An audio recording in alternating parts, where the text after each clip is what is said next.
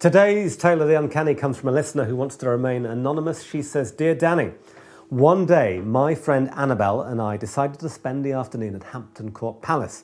We visited a temporary exhibition of paintings that were in the old kitchens.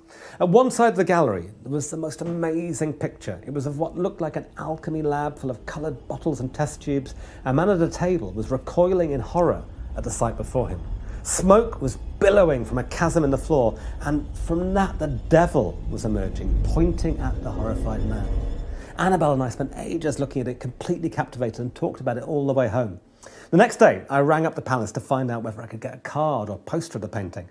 I got through to a chap in the paintings team who seemed completely baffled and said he would talk to the curator. A couple of hours later, the curator called me back and said there was absolutely no picture like that in the exhibition. So the next day, I went back. The picture that Annabelle and I had spent so long staring at was no longer there.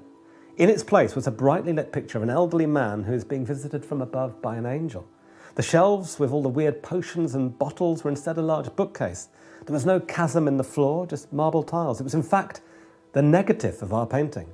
I've got absolutely no explanation for what we saw. It was just very, very strange. Quite an understatement there. How do we explain this uncanny community? Email me your thoughts, uncanny@bbc.co.uk.